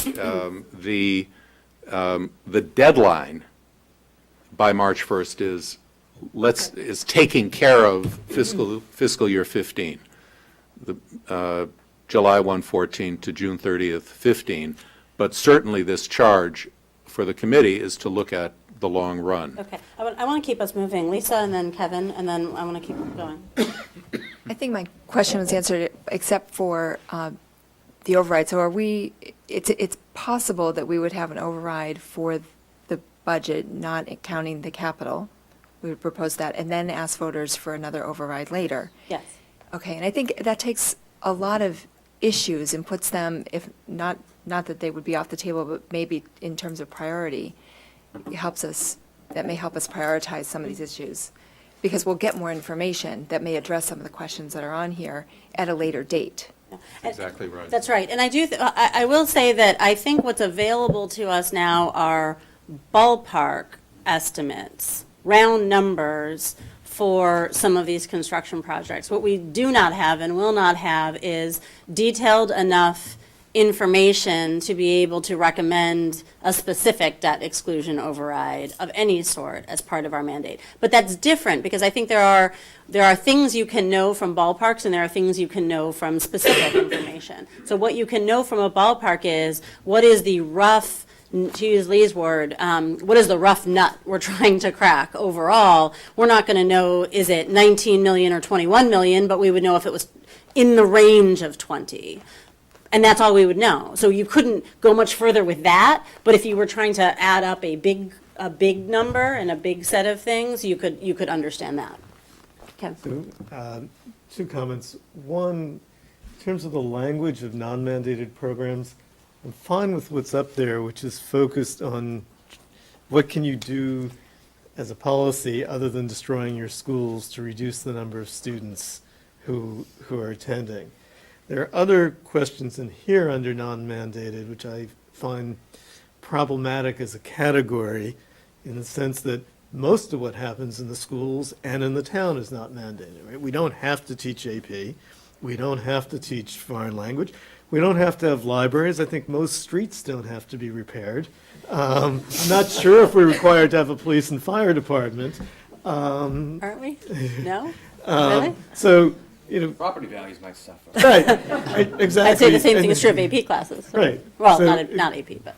I think AP too. So I think if what we're talking about is programs that bring additional students into the school, other than through the quality of the schools, I'm fine with that being a category. I'm uncomfortable with a broader, non-mandated category. So it's an interesting question if we limit the specific programmatic look to things that either have capital or enrollment implications. Because, for example, extended day doesn't bring additional kids into the schools, but it does have capital use and implications. So maybe that's a better way to think about it. And then the second comment I wanted to make apropos of Lisa's comment, which I thought was important, is that the one way where the lack of knowledge about capital in the sense of only having a ballpark estimate might nevertheless allow us to be consistent with overriding for capital is actually not an override, but the Community Preservation Act. Because the Community Preservation Act actually allows us to raise taxes and then bond, for example, for that part of devotion, which would be consistent with historic preservation, and to get a roughly 30% match from the state. So I think in terms of the timing, which I think Lisa's point was very important, those parts of capital that are amenable to being financed under the Community Preservation Act, I think should still be upfront in our analysis. Anything? Oh, go ahead. And I would just add that to the extent that we're looking at that, there will also be issues with regard to the cost drivers with regard to the Community Preservation Act and preservation work, which requires all work to be done to the standards of the. I'm not saying it's the right thing to do. Okay. To the standards of the federal government with respect to historic structures, so. Okay. Anything else? There was a set of things around, capital. Anything else under capital? Because I think we've talked about that a fair amount, timing and implications, and there were a number of other questions that were in the questions about capital.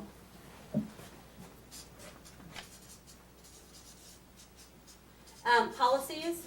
Let's try to keep going. Policies. The ones I remember are free cash, 6%. There were a number of policies that everybody wanted to talk about again.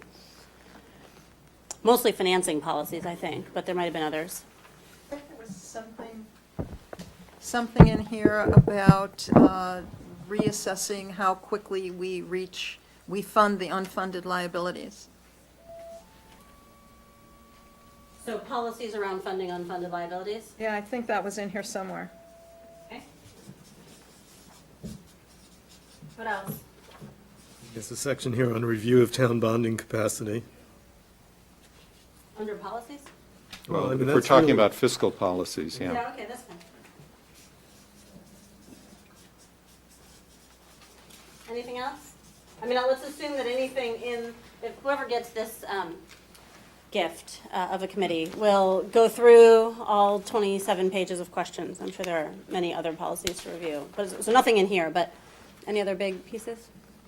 So one of the things I'd love to do is ask if this looks like about the scope. And certainly, I don't want to lose the question of at some point we have to add this all up and say, that we have to add this all back up and say, what does it mean, and what are we looking at, and are we talking about a $200 million problem, but I just want to come back to Beth's point about sequencing, which is, I think we all agree we have to get there. The question is, are we starting there or not? It seems like there's some energy to start with the fact-finding. So I guess my question is, on the fact-finding and big chunks of things to look at, are there other things that need to be on these flip charts that aren't here? Because the next step will be to break, have go around and get a couple names and let everybody pick a committee and then maybe pick a second committee, depending on how we do.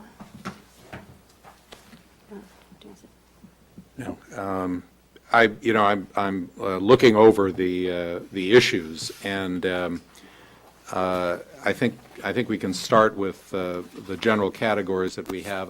I would suggest that the members of subcommittees will have a little bit of flexibility to pick and choose and communicate with each other about where they're going with respect to these, because we talked about fiscal policies, we talked about school policies, we talked about municipal policies with respect to certain service levels and so forth. So, the policy issue is not, I think, not just the narrow issue of bonding, not bonding, but I think there are general policy questions that do have cost implications, and not just capital cost implications. Okay, got it. Good. So, anything else that's not up here? Is it too early to talk about a political feasibility subcommittee? Well, so again, that was We don't have Lee's, anything yeah, to that was sell Lee's, yet. no, it's a good question. It was Lee's question also of, James was talking about BU and the huge capital that happened there, but Tom Birmingham carried that to the State House. And I don't know that we have a Tom Birmingham. Tom Birmingham was president of the Senate and graduated from Chelsea High, and that connection held through all that 95% coverage of the building the new high school. So should political feasibility be running parallel to what's coming out, or should we wait and see what comes out and then talk about what Lee was mentioning, which is what is workable in Brookline next May? I was going to say, in all the subcommittees, we probably should look at it in a two-dimensional matrix where dollar impact is one axis, so you put the recommendations that way, and then it's visibility, but that would include political, the ease of timing, the ease of implementation and execution. So I think if we look at it on the 2x2, prioritize what works. man after my own heart. Definitely an MBA.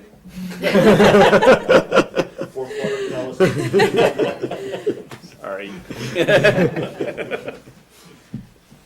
Sergio? So just to be clear, if I can guess what you were trying to say, that one axis would be either how much cost savings could you get out of something, or what is the revenue opportunity, and if it's high or low. And the other axis is ease of implementation. High, low. So ease of implementation is political feasibility, it's how long it would take. It might deal with, there are different ways to, it could be contracts, execution, union yeah. contracts. About like negative impacts, like it's gonna cause outcomes in the schools to go down, things like that. Yeah, Quality, right. yeah. So, does it sort of increase quality? So essentially, anything that's up here, if you think that there is a revenue generating opportunity and it's easy to implement or would lead to high quality, those are the exciting opportunities. And usually there are none of those. Usually, sorry. Right? I mean, come on, there are consultants around this table. Usually you're here. Because these are the clear losers. So usually you're somewhere in here. Anyway, but yeah, I think that gets back to the question that we started with of how to prioritize. So we prioritize things in terms of cost. which was, I think, Sergio's original point. We prioritize things in terms of ease of implementation and the timing, political feasibility, cost of not doing it, which I think was Janet's. So there were, of failure. I actually would like to raise a slightly different thought about this political feasibility question. My sense has been that much of the debates that have taken place up to now in the community have really not been about the issues of substance. You know, it's, if I can use a slightly pejorative term, it's been the T-shirt battles, which really did not address, I think, by and large, educational questions. And so I'd like to suggest that the political feasibility question, which I think Lee raised and others have raised, in my view, what this body does and the recommendations that we come up with are part of that political equation, in the sense that I am a believer in education, and I am a believer that the work that this body does will be information that's important and useful to the voters. And so if one said, well, let's go take the measure of where the community is today, I'm not sure that would be very helpful to what we're doing. I think we have to craft our way and drive our way through this, and that the recommendations that we come up with, I believe, will be of interest and will be important to this community. And they will at least have the opportunity to be persuaded in the way that we've been persuaded by our conclusions. Okay. So I think the next task would be to assign ourselves to these committees. I think there was the only one that I heard. Let me just sort of outline what they are. We can correct this. I'm not 100% sure I have this, but one was around revenues, one was around demographics, one was around municipal services. There seemed to be one about technology. One was around the schools for now, although we think we might have to break that up. One was around capital, and one was around policies. And the only question I heard was whether we thought pension and benefits personnel should be its own committee, or whether it should be under the municipal services and core budget pieces. Any strong feelings on breaking it out or not? Just a question. Is there a number you were thinking as chairs? You had mentioned 3 a couple of times. Were you thinking that would be ideal? 3 people? 3 members on each. No, I didn't know. It's just, Okay. it was more the logistics than anything else, of saying we've got 17 committee members. If we have 7 committees, everyone's on 1 or 2 committees. Some people might want to be on 2, some people might only want to be on 1 if it's a big one. There are different ways we could do this. So regardless of size, my only question is, on the first week that we met, we talked about how if there's a majority present, it is going to be a quorum and we would have to make everything public. Would that be the case in these subcommittees? So, yes, the answer is yes. We would need, just to be clear, we would need minutes for each of the subcommittees. They won't all be on BATV, but yes, we need, and you need good minutes of what happened. Legally, you need to know who's there, what votes were taken, when it started and ended. I mean, legally, it's pretty slim, but and they have to be posted 48 hours, business hours in advance, so weekends don't count. And where do they take place? They have to take place in a public Place here? building. They can take place in any building that's open to the public. So there are a few legal requirements. We can And accessible. And accessible. So we can recirculate this, but I think the important thing is that for this town, given these kinds of decisions, I think it's going to be important for people to take good minutes and be clear about what their agenda is and allow people to come. So I guess what I would suggest, if this, well, actually, sorry, where do we end up on pensions and benefits being separate versus included elsewhere? Any strong feelings? Any advice from our talented staff? Separate? We can try it there, and we'll see how hard it is. If it's too hard, we'll just put it back in. And I certainly think the schools are more than one subcommittee. I do think the non-mandated programs or programs that affect enrollment or capital is a big nut. There's certainly a lot of interest in special education. There's interest in the core budget, and that sort of implicates the technology question as well. So why don't we break, Coach, can we break this into two? Can we break, let me make this up. One is core budget, and the second is sort of, I don't even want to call it non-core, because in my opinion, special education is core budget. We need a different word for this. Special education is core, but some people think all of these are core. Well, we need a different word, but there might be a way to sort of hive off things that seem a little bit more self-contained, even though they're not. I would ask the individuals who had a special interest in special education as their views as to how big an issue that is, how much work can be. I know it's a huge cost driver, and I know that some individuals really had specific questions about that, specific questions about the Affordable Care Act, the medical implications, and so forth. Is special education something that is worth a committee or that requires a committee unto itself? And I'd ask the individuals who are the education, or Dr. Lupini, or Peter Rowe.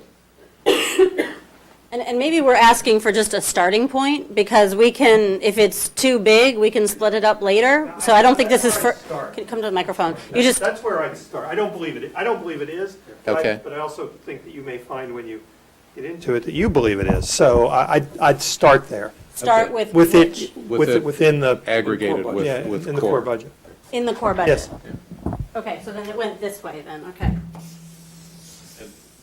So can I maybe also suggest a different, I mean, since this is one big bucket that's a bit intertwined, the schools one, maybe what it is we start with one committee that's just perhaps a little bit bigger than the rest, and then that committee can figure out how to, if it makes sense to split it up and how to split it up, rather than trying to do that today. Yeah. Because that seems difficult to do today. I like that idea, and I'd also suggest that rather than using, I think that it was said before, the term non-mandated programs, which I think is confusing. Yeah. They really are, last week when it was presented, I think they were called policy choices. That's what, you called it policy choices / cost drivers, I think. And I think in that frame, these are choices that we're making, and here, these are cost drivers, and then the determination is, the school committee has determined that these are worth it for the reasons that you stated. So that helps in my thinking. So I like the idea of putting this all together in one bucket and perhaps splitting it up based on the deliberation. Is that where we're headed?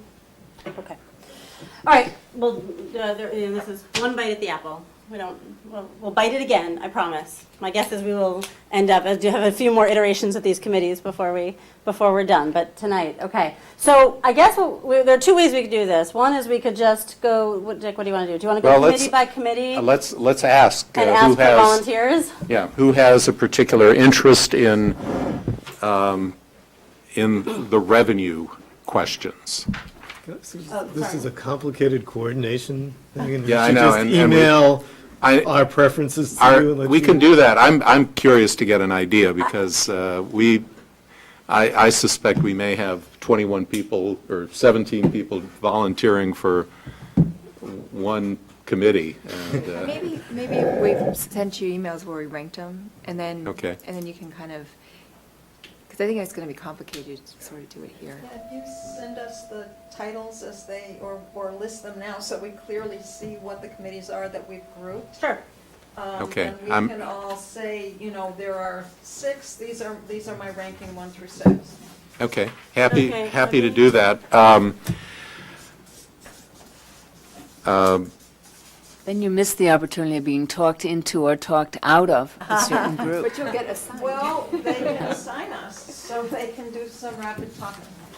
I also like that approach, in that I think it'll be easier for you to take a holistic look and balance the subcommittees, and not have it just be the 3 people who, are all Right. particular finance geeks, and are not really complementing each other. I would like just to get a sense, though, as we sit here today, and this is a non-binding, and we'll, actually, Jim, we'll get all this, we'll put this in, we'll put it in an email. I'm putting it in the minutes, so. Yeah. Thank you. Okay. Hopefully you'll correct my grammar. And it'll go out, the sort of issues that have been raised under each of these will go out. Are there, just non-binding, particular interest in the revenue questions?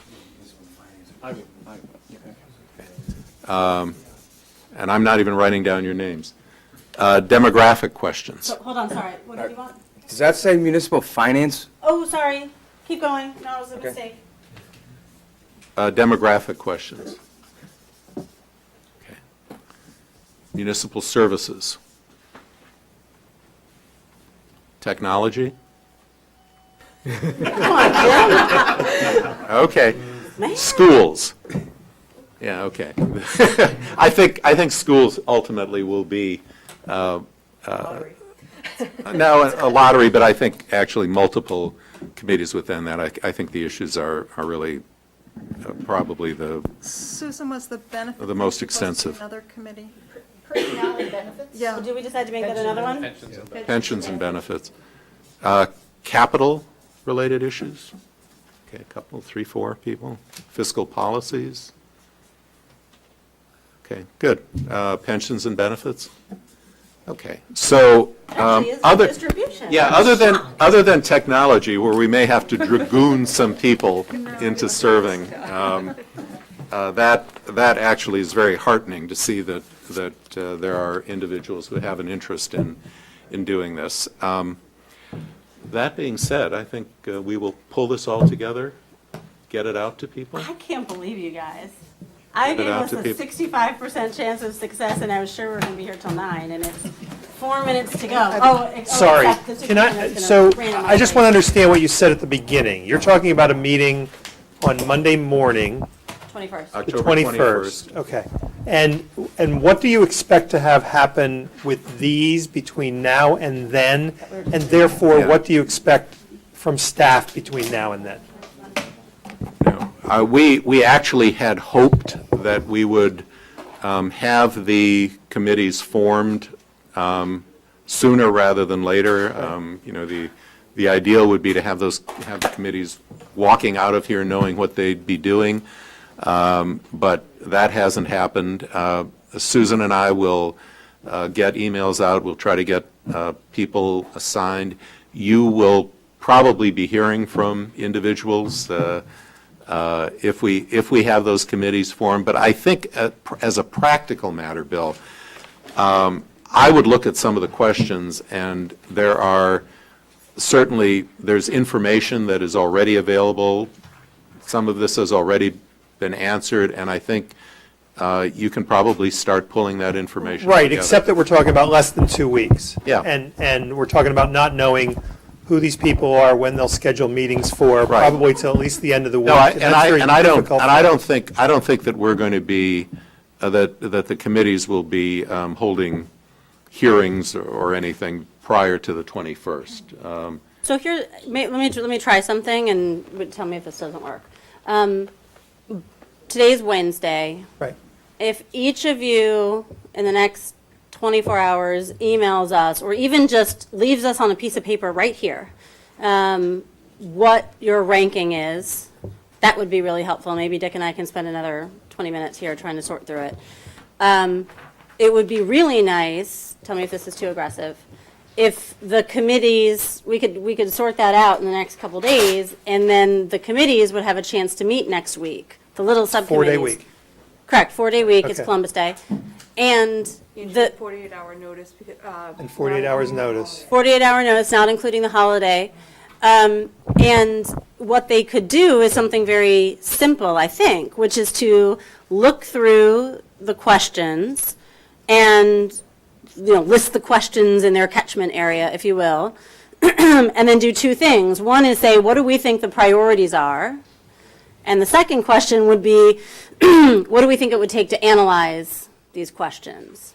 That's it. You're not trying to analyze the questions, you're not trying to gather data, you're just trying to get a sense of, it seems like these are the most important questions, and when we think about analyzing them, we would need benchmarking, we would want to ask the school department, we would want to do X, Y, or Z. And then when we come back together on the 21st, we could hear report outs, to stop me anytime, we could hear report outs from the groups about, do we think these priorities make sense? And when we think about a process going forward, an analytical process going forward, do we need to hire a consultant? Do we need to do this ourselves? How long would it take? That kind of thing. We may not be there by the 21st. Right, okay, good. That's helpful. That's very helpful. May not be there. With 2 or 3 subcommittees that may want to talk to us, we're not going to be able to do that to respond in a Yeah, I mean, full I fashion think, in 1 week. I wasn't And I'm not assuming- able to be with you on the 21st. I I'm wasn't not- assuming that I'm any not here. subcommittees were talking Great. to you before the 21st. That's very helpful. That's why I asked. Thank you. I think on the 21st, the 21st may also be the day that the subcommittee, the people assigned are actually talking out some of these issues if they can't get together in a publicly noticed meeting prior to that. And I'll just say, I apologize again, I won't be able to be here that morning. On the 21st. Right. And Can I just offer one thing? Yeah.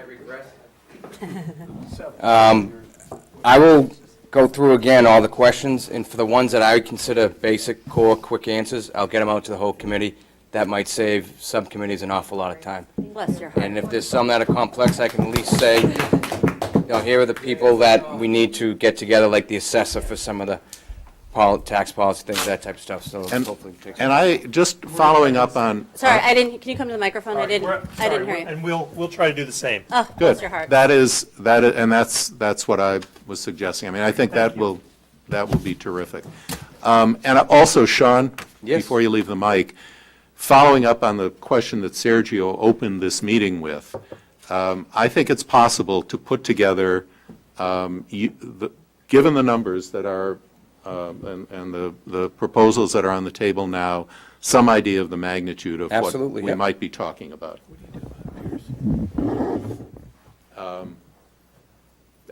Sergio asked the question, what do you do about Pierce? I don't think any numbers have been placed on that at this Not in point. the equation right now. We recognize that it's 2023 or beyond? a possibility, but I'll not, go over a 12-year CIP with the committee if you want. I mean, we're at that point where we're looking at, longer term horizon. yeah. In We Sergio, I have don't know. jetpacks too? Huh? Will we have jetpacks 12 years But from now? in any I wish I knew event, what the stock I market think, would be like then. I think something on the 21st, that is something that can be accomplished, the translating the costs that have been put on the table, and Yeah. those costs are not final, into the tax impacts. Absolutely. Is something that is Yep. readily done. Yeah. So, yeah, Superintendent. and remember I said last week, we won't be able to have this on the 21st, but we talked last week about being able to talk about the educational technology vision, the staffing that we believe accompanies those projections in terms of student numbers. I know that's in a set of the questions. We project being able Which to have that- nobody apparently has any interest in. We project being able to have that by November 1st. Great. Okay, good. So just while we're swinging for the fences here, can you all take your minutes, turn them or your agenda, turn them over, write your name on it, and your top 3 committee preferences in rank order? Because that's where all my notes are. What? You won't think about it. Okay. Yes. Or, Or email us afterwards. Thanks, email you us guys after. are terrific. One more and question. let me just say, Sorry, we will. Alberto wants to ask a Alberto, question. sorry. So the 21st will take place instead of the 23rd. Are we blocking our calendars for the 30th, 6th, and 13th? Are we still planning to meet weekly, Wednesdays? That, if you could hold the Wednesday time, 6 to 8 p.m. For all Wednesdays after, the 30th and after. That being said, We'll see. we'll have to find a room. Yeah. We're working on it. Your co-chairs are tireless in finding you space, because apparently space is a problem in this town. Thank you so much. Okay, and we will get out, for those of you who do not want to sign up with your priorities right now, we will be getting out an email with the categories and the subjects that have been defined within them. So thank you very much. Thank you all. We are adjourned. I did, thank you.